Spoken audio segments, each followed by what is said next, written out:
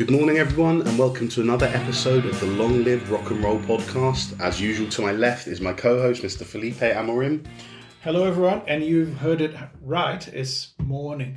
It is, yeah. We've got a gig to do. We're off to a gig this afternoon. Where are we going to? Worthing. Worthing, yeah. That's right, yeah, to play with Jack.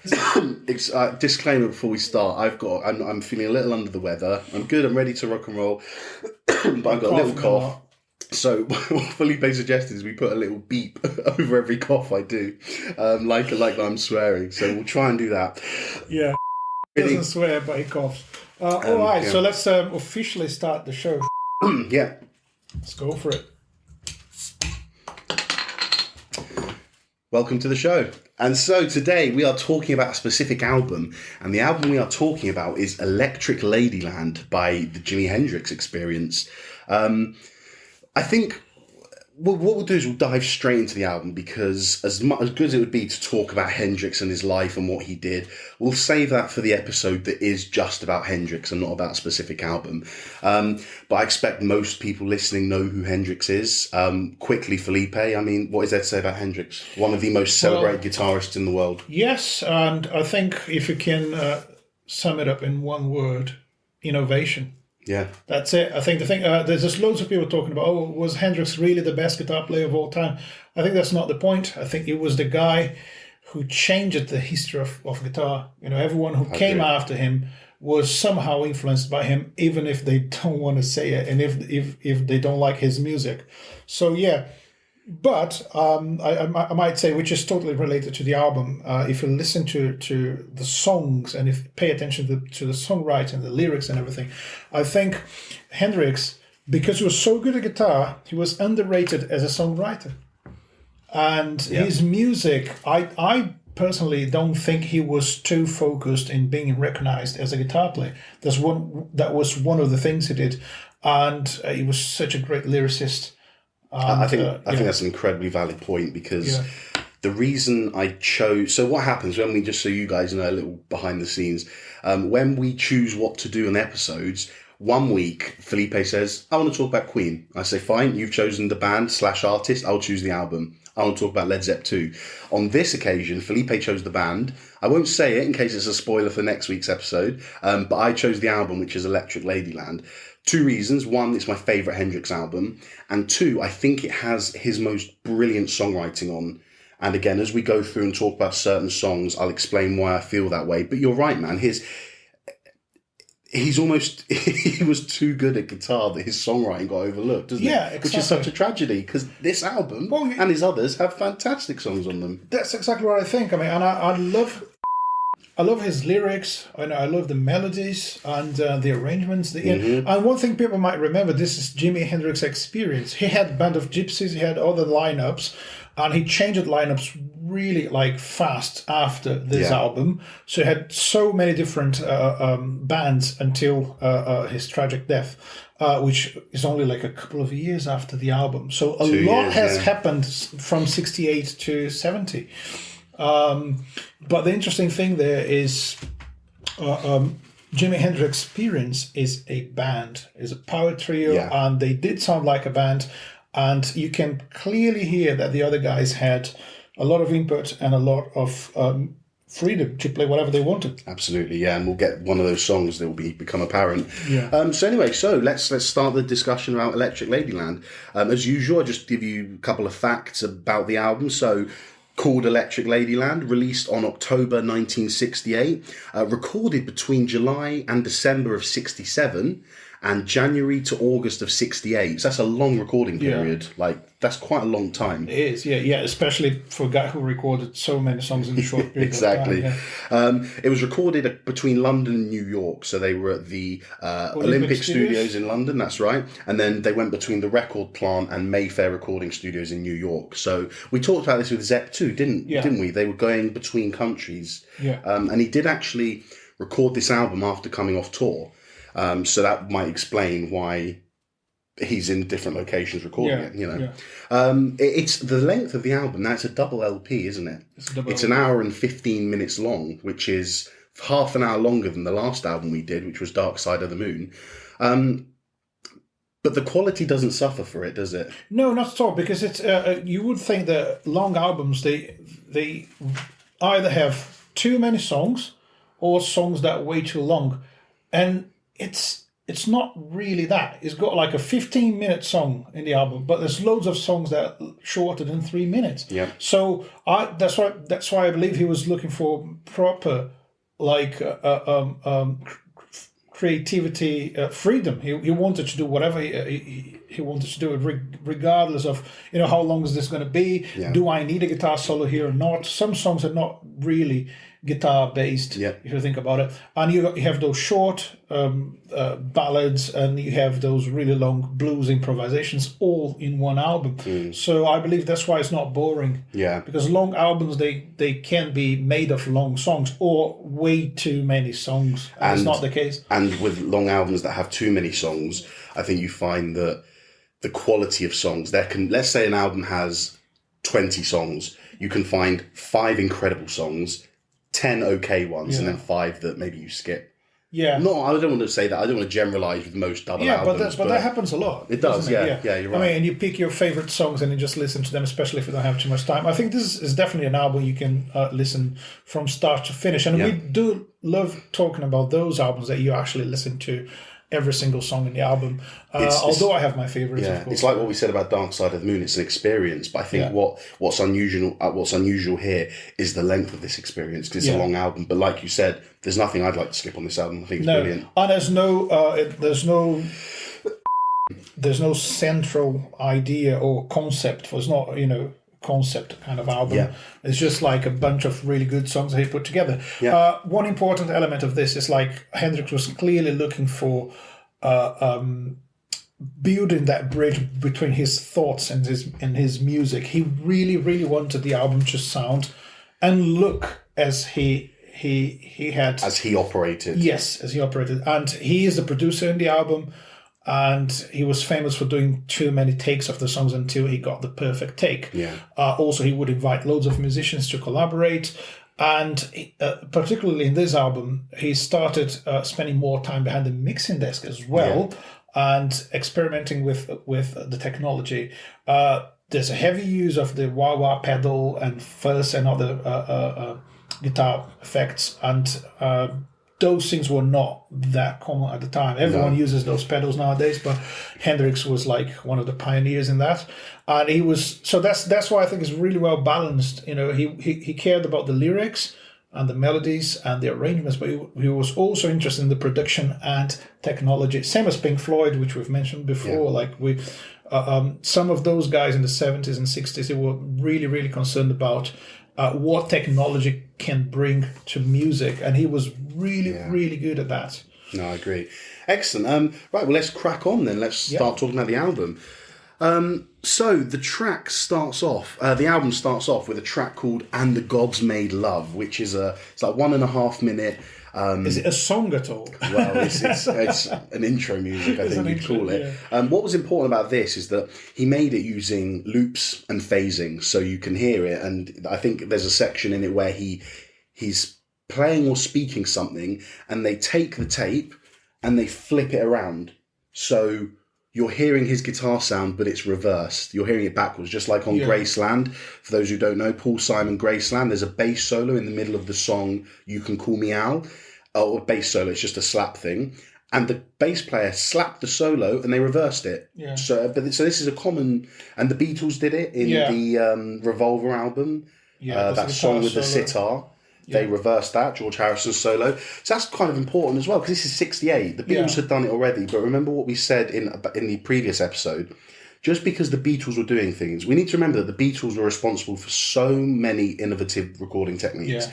Just because they did it in 64 doesn't mean that it was used 400 times from 64 to 68. Yeah. It would still have been used very sparsely. Not a lot of people would have done it. Can I say that not everyone would dare to use those things? Yeah. It's like, that's just those guys trying to sound like the Beatles or repeating someone else's experiment. Yeah, no, you're right. But you've also got to remember that in those days, cutting a tape could fuck up the song. Yeah. Because we're not talking about using software where you just copy and paste things. Probably there's just like one button that you press and then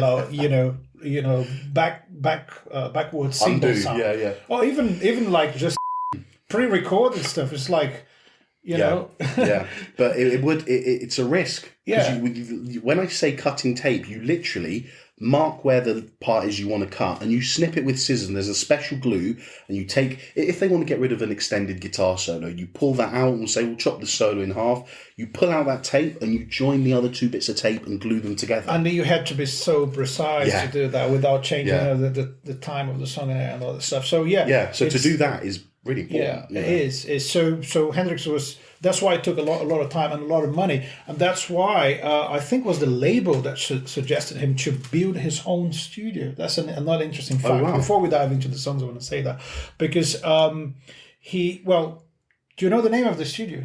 No. I'm going to ask you later. So I have a quiz for you. You were not planning that. Curveball. So basically, he started his own studio in New York City because he was spending so much time and money in studios that it made sense for him to have his own place where he could be creative and collaborate with people and have no proper schedule. Just go there and spend the day recording. Yeah. Unfortunately, because he died so young, he only spent around 10 weeks at his own studio recording stuff. That's why that happened pretty much at the same time as Electric Ladyland. So there was something else I wanted to add about that. What you just said about him building his studio? Yeah. One thing that's special about this album is that this album was the first album that Hendrix had complete control over. Yeah. Even though he was in another person's studio and there was an engineer and a producer, although he was co-producing. In the previous albums, as good as they are, Axis Boulder's Love is incredible and Are You Experienced is a very good album.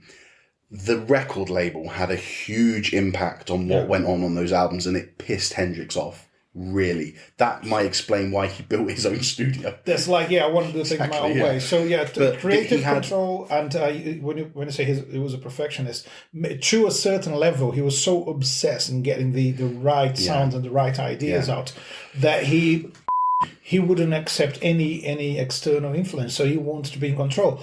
And that's why the album's so good as well, because there's no bad influence from anyone. It's like, I want to do this is how I see my music, that's what I have in my head. And I will spend the time and money making it. I will spend the time and money executing it so that it is perfect to my standards. Yeah, perfect. So anyway, knowing that, I think we just said that. I know we started the tracks, but I thought that was kind of important information to know that this, as we talk through the tracks, you're now going to hear why what we've just said is going to make this album better, because Hendrix had complete control for once. So probably that's and also obviously he had as collaborators his musicians. But if you think about this, it might be his ultimate masterpiece, really, because it's he did everything he wanted to do in the album. Yeah. Although he wasn't happy at the end, I guess. Like, he was never happy. He wanted, always strive. Yeah, I got an idea in my head. I really wanted to sound like that, but you can't have everything. Exactly. Right. Anyway, so track 2 of the album is "Have You Ever Been to Electric Ladyland?" I'd like to say a few things on this. Yeah. The one thing that I found fascinating with this is that this is an album by a guy who has already become known for his guitar playing. Yeah. He's already become known for his rock songs, Purple Haze, stuff like that is a rock song. Yet he has started this album off with a weird 1.5 minute electro phasing tape thingy. Yeah. And then he goes into a song that I hear old style R&B. It almost sounds like an Etta James track to me. Have you ever been? Have you ever been? Just that really old style. It reminds me of Smokey Robinson, The Temptations. You got the kind of vocal harmonies and stuff that he usually does. The swing, the softness of it. It's really weird, because that's not how you expect Hendrix to kick off an album. I think so. My impression is that it's like those first 2 tracks are like one opening theme for the album. So, you know, when you have the credits at the beginning of a movie, you know, that kind of stuff, and have some, you know, soft background music. I feel like that's what he intended with this, because the first song for me is Crosstown Traffic. Is where you actually have Hendrix, heavy and dirty, fast. So these first two tracks are like the overture to the album. Yeah, it's like... There's something really funny imagine people listening to the LP at the time thinking, wow, is this Hendrix at all? Did I buy the right one? Yeah, what the hell's going on? And then you have Crosstown Traffic. Listen to what he said about And the Gods Made Love. So this is what Hendrix said about it. We knew this was the track that most people will try to criticise, so I put it first to get it over with. How would you dare to start an album with such an unconventional track, with something that you believe people are not going to like? It's like, I don't care, that's my vision, I love it. But that is the artist saying, screw you, this is what I want the album to sound like. And if you can't take this first one, just don't listen to the rest of it. So exactly. What like a, you know, what an attitude. Yeah. Next song, Crosstown Traffic. Do you want to talk a bit about this? The one thing I like about is the can you have the lyrics there? Do you want me to find the lyrics? Of course. Find the lyrics, because there's some interesting stuff, because he's basically talking about his interactions with a woman, I guess. Okay. And how hard it is to get through, you know. And he's comparing to the Crosstown Traffic, you know. Oh, really? Yeah, that's how I got from the lyrics. Right, there's your lyrics. To it. There you go. There's a few lines in there that I've... What are your favourite ones? Yeah, I mean, let me find one here that sums it up. Because I think you just like Crosstown Traffic, so hard to get through to you, you know. It is what it is. So basically, he's comparing like the life in a busy city and stuff like that to trying to, you know, get through, to reach out maybe. And I do have an impression that it was so different from, you know, he was a genius. I mean, that's an overused term. Everyone said, oh, that guy's a genius, is a legend, whatever. But he was a true musical genius. Let's remember what this show's about, though. Yeah. We're trying to give the legends and the geniuses their platform again. Exactly. So I wouldn't be worried about using the word genius too much on this show, because we're going to come across a lot of them. Exactly. So Hendrix was a true genius. And I think when you're like that, how disconnected from reality are you? So I'm going a bit philosophic here, but I think there's a lot of him in his lyrics, a lot of him trying to reach out to the real world. Like, I want to connect with women, I want to connect with people, I want, you know, like people who work with me and people who, because he was disconnected from even the people who were working with him, because he was so perfectionist that he would would dismiss people, like, no, do you know what, I want to do this my own way, I don't need you. Didn't we talk about that, Pink Floyd doing that 5 years later with Dark Side of the Moon? Yeah, exactly. Roger Waters trying to make lyrical content that everyone could understand. Everyone could understand, but I think Hendrix's lyrics are more personal. It's like, oh, here's me, you know, I'm trying to get through this Crosstown Traffic. You know, I'm trying to get through the noise, and you know, and through you know basically the background noise of real life, and reach out to a person. It's really, really interesting stuff there. No, I agree. And you see, there's no songs for me. I can't find any of his songs that are actually talking about a relationship. He's not in a relationship. He's looking for. He's always trying to reach out. You know, oh, I can't get through. I can't connect to that woman. And isn't that fascinating that when you've got bands like, let's just take Led Zeppelin, who sing mostly about relationships, despite the fact that maybe at the time Zeppelin were writing songs, they weren't in relationship. Listen, you don't have to be in a relationship to write a song about a relationship. But if you think about, how many Beatles songs are about his girls, the relationship, their love. And in this story, you clearly see that the characters of that lyric, those lyrics, they are a couple. Yes. And they having a hard time, whatever. But Hendrix hasn't even reached the relationship. No, it's like, how personal is that? Yeah, that's fantastic, so cool. Isn't it? That's what I think about it. So track 4 is Voodoo Child, which is... that's the blues. Yeah. That's the blues. So that's a long... There's 2 Voodoo Child on the album. Yeah. This is the first one. This is a long... Was it 14 minutes? 15 minutes, something like that. Just a long blues jam, and it is just fantastic. Is it live? It's a live recording. I think Steve Winwood is in there. Don't quote me on that, but I think there's some famous musicians. Well, if you want to hear what Hendrix thinks about the blues, this is the track to... well, obviously listen to the others first, but then you're going to hear it. Listen, you're going to hear it when you come to it. It is a live track. This is where we see guitar god Hendrix. Yeah.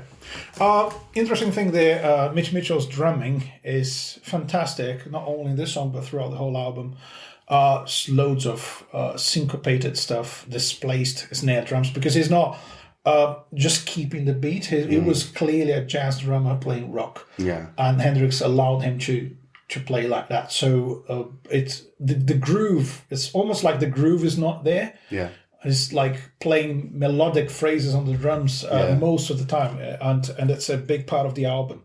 But yeah, it's a long blues jam, so I don't think there's too much of a script to that song. He was just like, let's just jam, and again, freedom. Yeah, well, actually, one thing I was reading about with this tune is that he was trying to... So what Hendrix would do is he would go all around New York City and try and find jam nights and music bars where he would go and jam with other musicians. And this song was him trying to recreate his best jams with the other musicians. So he'd obviously sought after people and musicians. Again, imagine someone at his level with that, that musicianship, all that creativity, already one of the most profitable live acts in the world. Yeah. Going to a small venue to connect with musicians he doesn't know. Yeah. Because he wanted to reach out. Again, I want to see what people are doing. Yeah. I want to learn from them. So, what a great attitude. The best...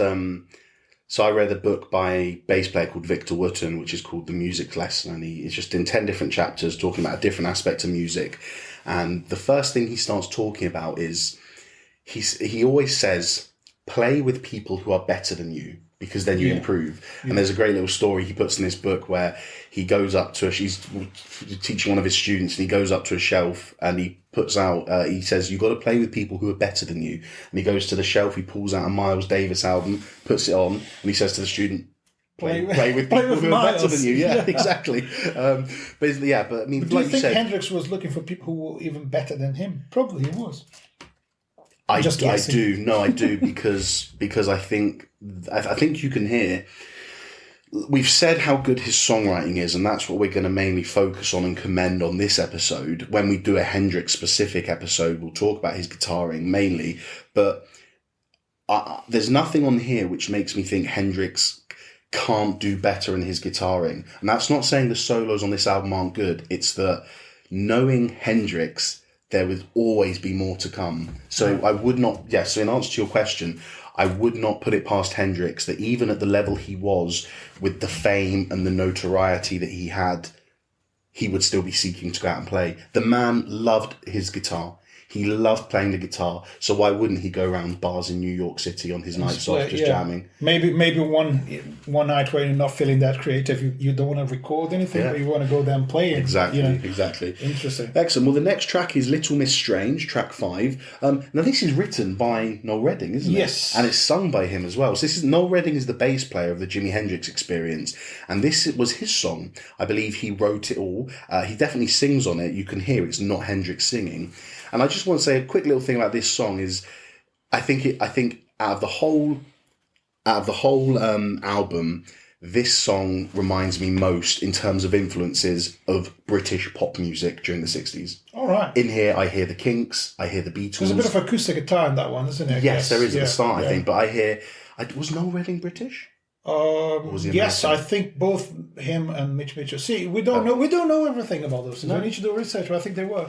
I'll find out for you.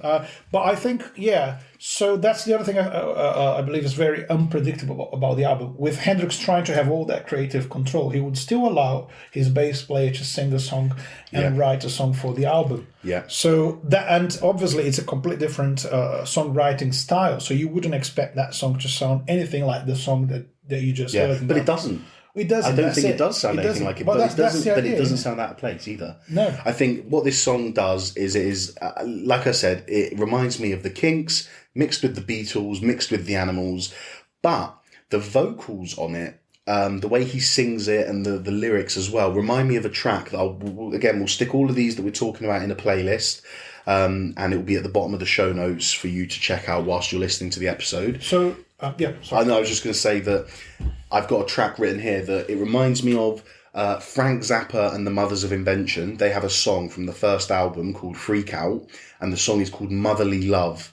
And this, Little Miss Strange, really reminds me of Motherly Love by the Mothers of Invention. Just the way he sings it, his vocal tone. And I found it really interesting because to me, musically, like I said, it sounds like it wouldn't sound out of place in a playlist with the Beatles, the Kinks, the Stones, the Who. So that connects more to British music from the 60s. But at the same time, I've just compared it to a Zappa song. Yeah. So an American artist doing the same kind of music that this song is at the same time that the Beatles and the Kinks are doing their thing. Isn't it interesting to think about that? At that time, without Google, without YouTube. By the way, I've just confirmed that both Mitch Mitchell and Noel Redding are British. That makes sense then for this song to sound like which this. I wanted to be sure, because I know that Hendrix moved from America to the UK to play with a British band. Yeah. Just to confirm, those guys were born in the UK. And you got to think at that time, without Google, without YouTube, without this kind of really fast information we have nowadays, everything is so really quick to find out about stuff. Yeah. Imagine to understand British music for an American, the best way to do it, and probably the only way to properly do it, would be to move to the UK. Yeah. And I would say that he wouldn't be so appreciated in America if he wasn't playing with Jimi Hendrix Experience. I think that the fact that he moved to the UK to embrace London's culture and music scene and do this perfect mix of American and British music, that was like essential for his for his image, and essential for him to actually sell in America. Yeah.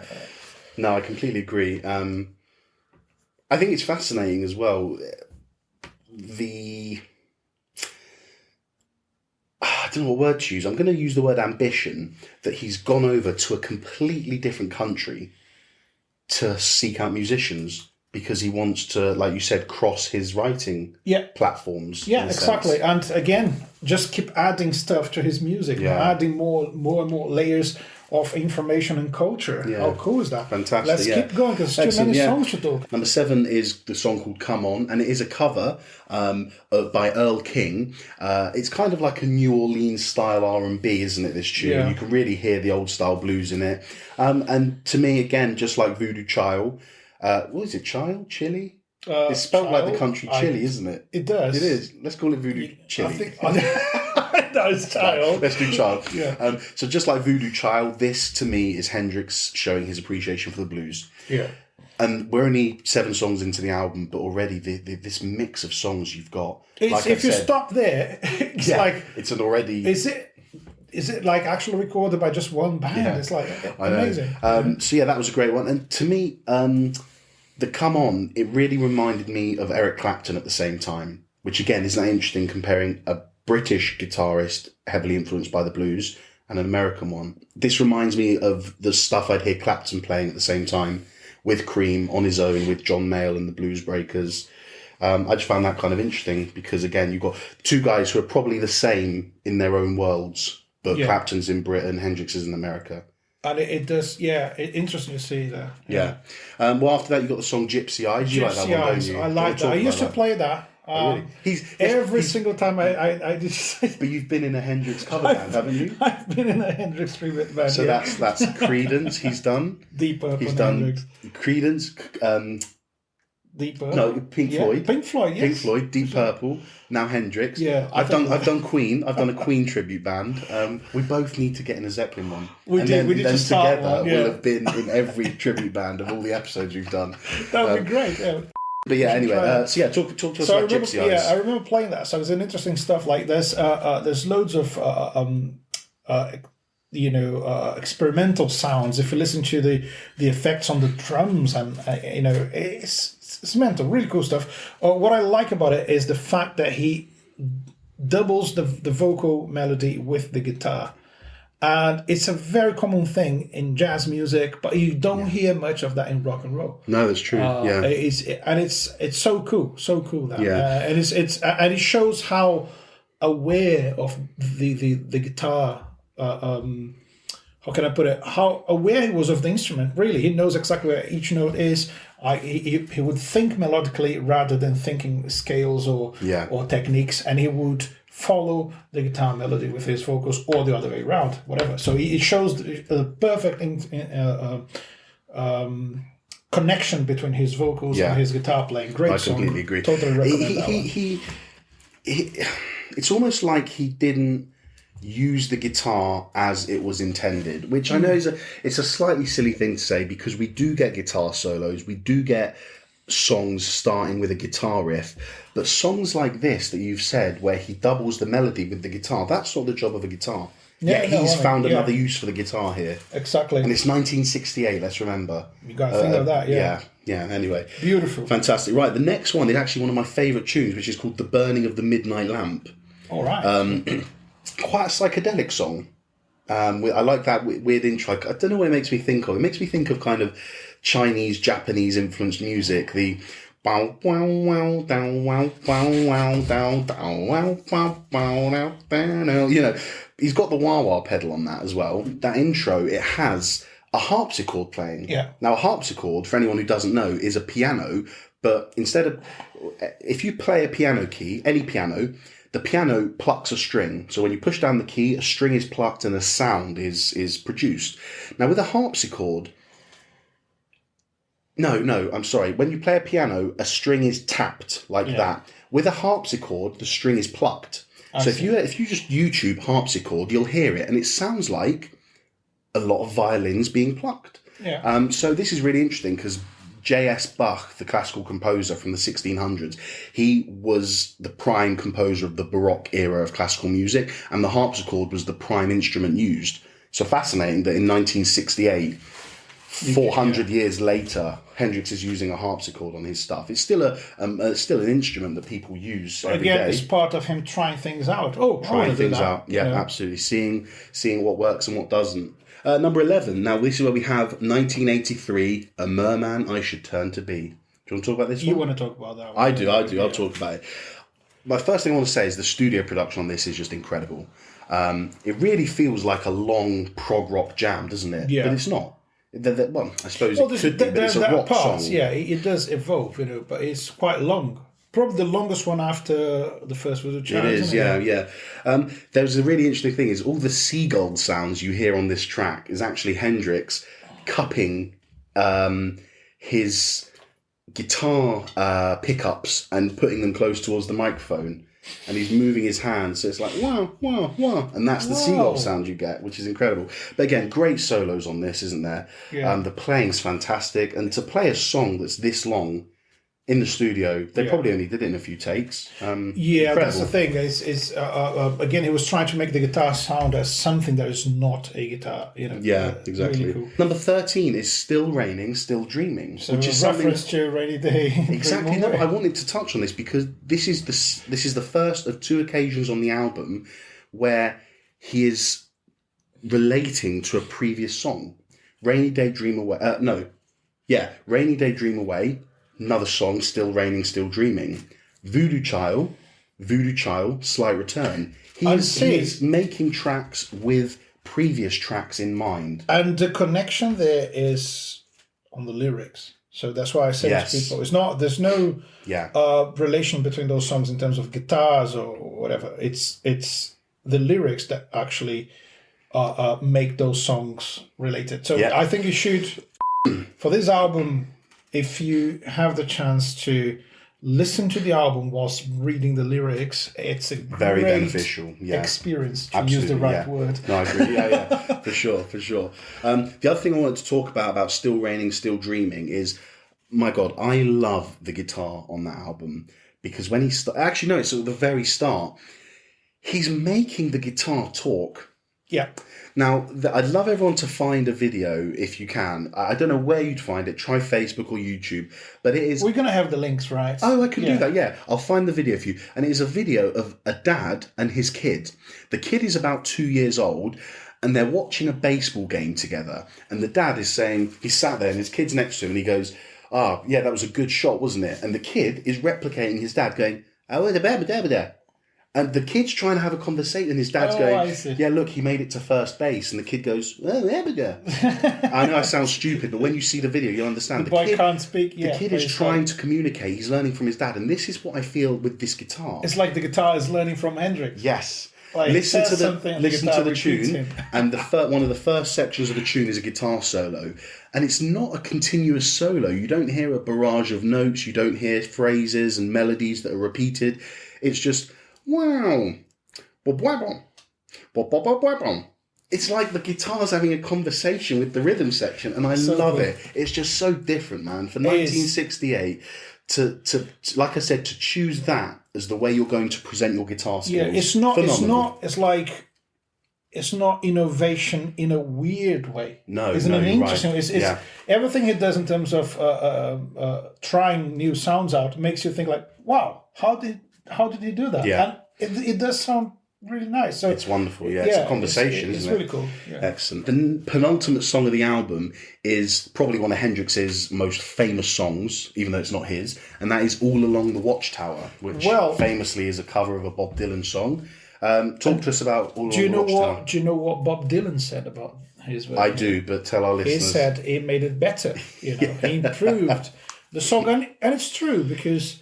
Again, whilst Hendrix was concerned about lyrics and arrangements and everything else, Bob Dylan is essentially a storyteller more than a musician. I think I'm okay to say that. Yeah. And when you listen to what Hendrix did to his song, it's like, wow! It's not doing anything that changes the song in a negative way at any point. Absolutely. He's simply taking the song to a complete different level in terms of arrangements and performing, and guitar solo is just amazing. Dynamics, it goes up and down. It's one of my favorite tracks of all time. Is it? I loved it. It's a great tune. The way he does it, it's just I'll give you flawless, I'll give you the full quote from Bob Dylan. He said about Hendrix, "He had such talent. He could find things inside a song and vigorously develop them. He found things that other people wouldn't think of finding in there. He probably improved upon it by the spaces he was using. I took license with the song from his version, actually, and continue to do it to this day." Which means Bob Dylan heard Hendrix's version and said, "Oh shit, I like that solo. Band, when we do that song, we're going to put a solo in between verse 2 and 3. It's like we're going to do it like that. So he preferred Hendrix's version, which I think attests to what you said about Bob Dylan being a storyteller. Yeah. And I consider Bob Dylan a poet as well as a lyricist and a storyteller. Is he a musician? We'll do that when... No, I'm joking. But that's the thing. It's Hendrix wanted to reach Dylan's level as a lyricist. So it's highly influenced by him. He was, wasn't he? Yeah, no, definitely. We're on to the last song, which is, again, like I said, it's a continuation or a furthering of a previous song on the album, which is Voodoo Child. And here we have Voodoo Child, Slight Return. Talk to us about that one. Probably the most famous song in the album. Should I say that? Apart from All Along the Watchtower, I'd say. But that's not Hendrix. So what I'm going to say, in terms of talking about his own songs, that one is alongside Foxy Lady, Purple Haze, as like his trademark song. The top 5 Hendrix. Guitar starts the song, heavy wah-wah presence. The riff tells this story more than anything else, and is a really nice. Groove, so the bass and the drums are there, like strong presence of the band. That song sums up what Jimi Hendrix is for most people. If you're new to Hendrix and you've got time to listen to one song, I would go for that one. There's loads of jamming in the song, but there's a solid groove and a really, really interesting riff. Good lyrics as well. Lyrics, and again you have the guitar following the vocals. So absolutely. The classic elements of his playing are there. No, I agree. And songwriting as well. Yeah. Although we've seen complex... I tell you what, I know it's not on this album, but my favourite Hendrix song is The Wind Cries Mary. Do you know that one? Isn't it fantastic? But his best lyrics, in my opinion. I think so too, yeah. So although we might see better examples of more complete songwriting on other albums, I think, like you said, Voodoo Child... Someone who's never heard of Hendrix, play me a song that for you epitomizes Hendrix. There's Voodoo Child. And I think a lot of people would agree with you on that. Yeah. Some may say Purple Haze, but I think that one because it's there's more. There's more elements. And it shows his guitar playing a lot more as well, doesn't it? Yeah. Excellent. That's it. Well, we've done the tracks from the album now. Is there anything you want to say about the album in full? Yeah, I think what defines the album for me is Hendrix's search for perfection. Yeah. And no limits to what you can or you cannot do in an album. It's like, I want to do this and I want to try this. And he would simply record any idea that crossed his mind. Yeah. And it's amazing. I love it. There's something really crazy. What you've just described is someone who seems to be in control, have power over their product. But did you know Hendrix was so shy? He used to hide behind screens when doing vocals. Oh, that's interesting. Yeah, he hated it. He hated being the limelight. But what didn't help, and this is Hendrix, what's the phrase, stepping on his own toes or whatever. Yeah. He always invited tons of people into the studio whilst they were recording. Here's a quote from Noel Redding, who says, "There were tons of people in the studio. You couldn't move. It was a party, not a session." And it's actually the reason that the album's producer, Chaz Chandler, stopped working with Hendrix. Too messy. He said, I can't work this way. Apparently, literally, as Redding said, it was a party. But people drinking, shouting, talking, and you got a band trying to record an album in there. But then, isn't it what music's all about? A good, as I say, is a good excuse to get people together and dance and celebrate and have a good time. Yeah, absolutely. So he was doing, and again, it's his personal search for people to interact with. Yeah. And there's I don't remember which of his gigs he actually said on the microphone that he wanted to be able to just make love to every single person in the audience. So he basically said that it's like I want to go there, Yeah. I want to be with each one of you. So yeah, cool, fantastic. Well, before we just summarise the end of the album, we'll take a chance to do a quick segment where I'm going to give Felipe a quiz. A quiz. So here is the quiz.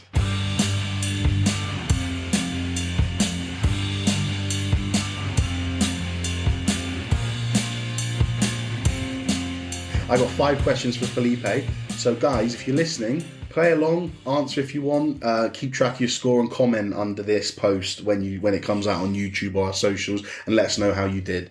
So question 1. How many takes did Hendrix and Mitchell do for Gypsy Eyes? Was it 30, 40 or 50? 40. Well done, that's the correct. So they spent 40 I don't takes. get the questions up front. No, he doesn't. I know. Okay, number 2. Which famous singer's mother sang backing vocals on Burning of the Midnight Lamp? Whitney Houston. Yes! Did you know that? Incredible. What an incredible piece of trivia. Whitney Houston's mum was the backing vocalist on Burning of the Midnight Lamp. Amazing. Right, question 3. How did Hendrix achieve the kazoo sound on Crosstown Traffic?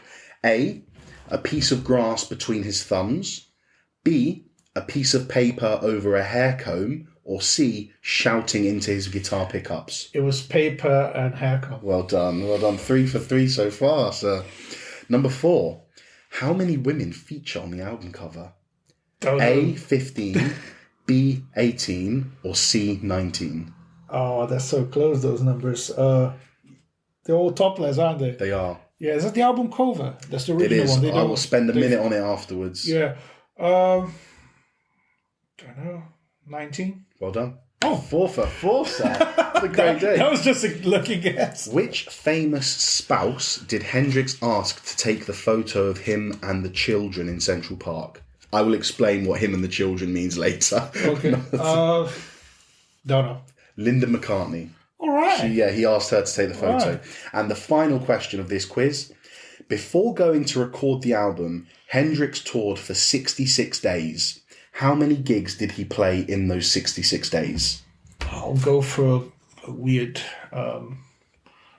65. Oh, 63. But even so, in 66 days, insane. in 2 months, he had 3 days off. God. Put it that way. That's what made the band kind of split up. And no, that's why they didn't. Yeah, they got tired of touring. Oh, really? That's why the Jimi Hendrix experience was no more after. But surely it also explains why they sounded so good live. Yeah, for sure. So well done, mate. 5 out of 6. Brilliant. Much better than the last one. Yeah, no, proud of you. Yeah. No, 4 out of 6. I didn't get the last one. Oh, yeah. It was 4 out of 6. How many have you guys got? Let us know in the comments how many you got as well. Yeah. So again, we're going to have to wrap things up in a bit because we are heading to a gig, to a gig shortly. But not before I do my own quiz. Oh, you've got a quiz? Oh, God. There's just a couple of questions. Right. See, I got my notes. First time I got You've notes. Done it, yeah. All right. What was the name, might is hard, of the nightclub that Hendrix bought to build his own studio? Oh my God. He actually wanted to do a nightclub. He wanted to keep the business running. He bought the nightclub to make a nightclub, and then someone said, no, just use for your studio. Yeah. This isn't something like... you're not going to get it. See? I'm going to go... Was it like the Electric Ladies? No. Oh, okay. It's called Generation. Generation? And what was the name of the studio? What did he name it? Yeah. When did he do this? After 68, which album? Around 68. I think it was during this album or just before it or just after. I don't know. Okay, I'm going to go with my same answer. The Electric Ladies. You got it. Electric Lady. Yeah, the Lady. That's it. Electric Lady. You got it. So that's the studio. Fantastic. All right. That threw me. He's got a quiz for me. I'm the one who does all the planning. Which object did he use to do the slide guitar effect on all along the Watchtower? I'm going to go for the hair comb that he used for the kazoo. That would be great. Was it? No, it was a cigarette lighter. Oh, wow. Wait. A normal lighter? Yeah. Wow, just a lighter. Brilliant. Just put the lighter. Remember what we said in the Zeppelin episode where you can use anything for percussion, and Bonham was using the trash can. I've played gigs with Felipe where he uses matchsticks. Yeah. And now we've got a guy using a lighter as a slide tool. Fantastic. Why not? Yeah. Anyway, right, let's start wrapping things up. I just want to talk quickly about the album cover because it was something that Hendrix was really upset about. It was chosen by the record label. Oh. So what was it about? The 19 ladies naked. He didn't want that. He didn't want it. I thought it was so Hendrix. I could totally see him doing that. It wasn't. He wanted Maybe he did it privately, but not... I think so. He wanted the picture of him and some kids that were dressed up. So him and the band and some children in the park, in Central Park, New York, and he asked Linda McCartney to photograph it. You can find this image, and I believe this image has been used on the 50th anniversary re-release thing of the album. So you can find this image. But for now, record shops wouldn't sell it with the ladies on because obviously there's boobs everywhere and naked ladies. So what you will find on Spotify is just a photo of his face with some red and yellow filter on it. Yeah. Which is a shame. I mean, in the end, I think if you look at Zeppelin's Houses of the Holy, I don't think there's anything wrong with the current album. Well, the thing is how you interpret art. Yeah. And if you try to see whatever is being done in the 60s with the kind of information and culture and everything we have today, you're not going to understand it. And No. I think I don't judge that kind of art. I think there's a reason why the album cover was like that, and it reflected the culture of that time. So I think I personally don't see a reason to see that cover as offensive or anything like that. No, I agree. You know. And anyway, it's fantastic. The last thing I wanted to cover was just the reception of the album and how this album has gone down in rock and roll history. The interesting thing is that when this album was first released, here's some quotes that people used to describe it: mixed up and muddled, unstructured and heavy-handed guitar. Agree with that. Yeah. But that's positive. It's negative here. It's positive to us. Positive for me. But I mean, if you go on later, but people did definitely praise it for its technological innovations. You know, someone said it's the best job of stereo. Hendrix achieves unique effects, an extended look into Hendrix's head, which we've just said. This was him putting his mark and his personality on this album. And all you got to do is just look later about what people think of the album. One of the greatest double albums in rock, the fullest realization of Jimmy's far-reaching ambitions, a true classic of the psych rock era. Likely the greatest rock album of all time because of its exceptional concept, artful melodies, experimentation, and skilled musicianship. Brilliant. Which I think is pretty fair, isn't it? That is fair, yeah. Isn't it? I mean, the fact that it's I love the unstructured one. Yeah, unstructured and heavy-handed guitars. I would take that as a compliment if someone ever says that about an album I recorded. Fantastic, yeah, excellent. Cool. Right, and I'll just finish off with what other people think of this album. Classic Rock have it as the 10th best rock album ever. The Times have it as the 37th best album of all time. Larkin's Top 1000 Albums. He's a music critic and he's put together a book of top 1000 albums he believes are the best. That's number 32. And in the Rolling Stones 500 greatest albums of all time, Electric Ladyland sits at number 54, which I think is just testament to how good and innovative and important this album was to rock and roll. And even if you take it out of the rock and roll universe, I would say it should feature amongst the 100 most important albums of all times of any music genre. Because it's long, creative, and it's got, all sorts of innovations but in it. Executed well. It wasn't all these ideas that then ended up being executed poorly. Yeah. Production was great, the sound was great, and the final product was incredible, wasn't it? Brilliant. Anyway, any final words on the album? Just listen to it, enjoy it, and read the lyrics. Aggressive funk. Aggressive funk. Love it. Okay, here is Feed the Drum.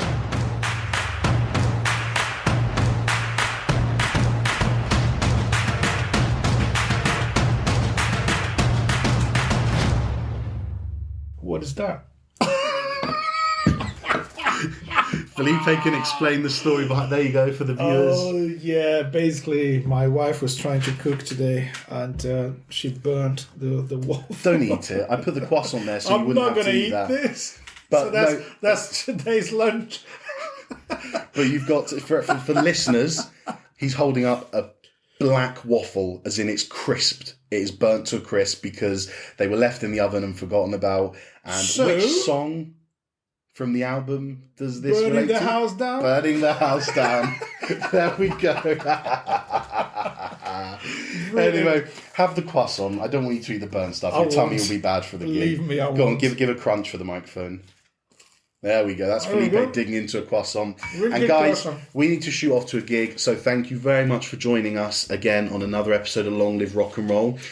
Please find us on our socials. On Twitter and Instagram, we are at longliveRNRpod. On YouTube and Facebook, you can search the Long Live Rock and Roll podcast and you'll see our channels. What I really must ask for anyone who's enjoying the podcast is we really need reviews on Apple Podcasts and iTunes. I'll quickly explain what happens. The more reviews you get, so at the moment we've got 5-star reviews and we thank everyone who's reviewed us. Now, if someone searches rock and roll into podcasts, a podcast that has 10 5-star reviews is going to be seen before us. So to sort out the algorithms... But we are better, so you need to give us the stars. I'm trying to remain humble. Please do so. But the more reviews we get, the higher up in the algorithms we go. And if people search rock instead of rock and roll or long live, if we get more reviews, we're going to be seen more. So we'd really appreciate any reviews you can give us on the Apple Podcasts app, as it helps with our visibility. So once again, thank you very much for joining us on this episode. We hope you've enjoyed it. There will be a Spotify playlist on the show notes with every song on this album, plus other ones we've spoken about, like that Zappa one, for example. Yeah, thanks a lot for being with us. Especially for those who have been following the podcast since the beginning. And keep on rocking, everyone. And as always, take care and long live rock and roll.